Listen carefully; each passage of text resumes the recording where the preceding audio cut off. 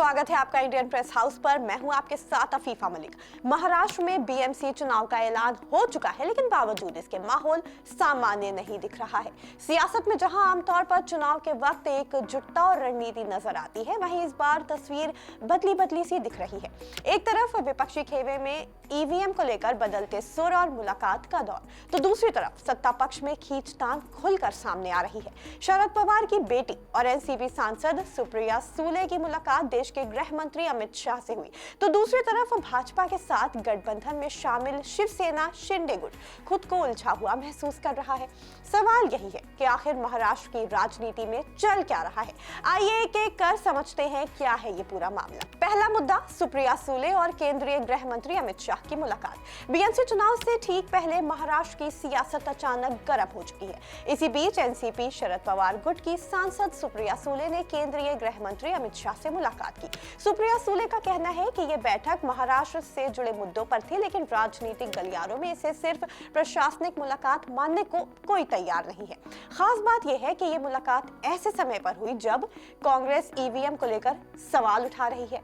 विपक्षी एकता पहले से ही दबाव में है और बीएमसी समेत 29 महानगर पालिकाओं के चुनाव घोषित हो चुके हैं।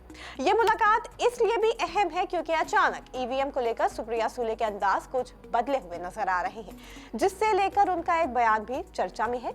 बीते दिनों उन्होंने ईवीएम को लेकर कांग्रेस के आरोपों से खुद को अलग करते हुए कहा कि मैं 4 बार इसी मशीन से चुनाव जीत कर आई हूं, इसलिए ईवीएम या वीवीपैट पर सवाल नहीं उठाऊंगी। ये बयान कांग्रेस और शिवसेना यूबीटी दोनों के रुख से अलग है। महाविकास अघाड़ी के अंदर इसे एक बड़ा राजनीतिक झटका माना जा रहा है।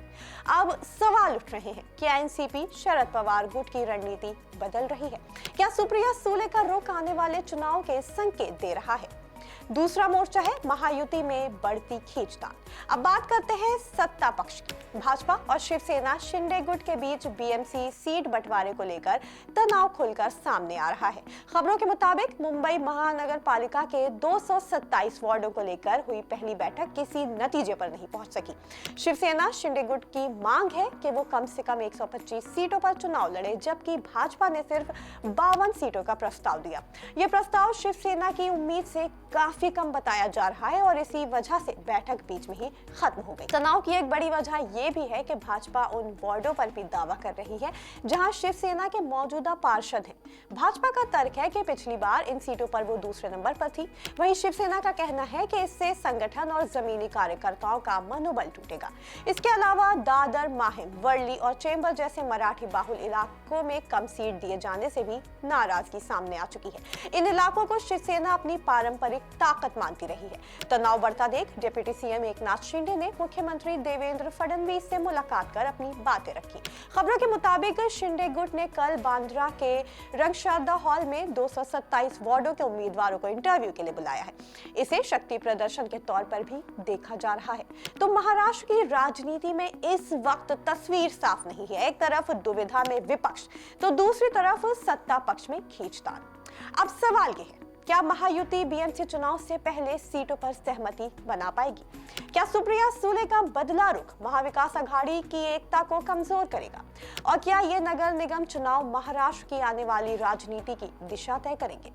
महाराष्ट्र की राजनीति में फिलहाल उथल पुथल साफ नजर आ रही है। फिलहाल के लिए इतना ही। जुड़े रहें इंडियन प्रेस हाउस के साथ।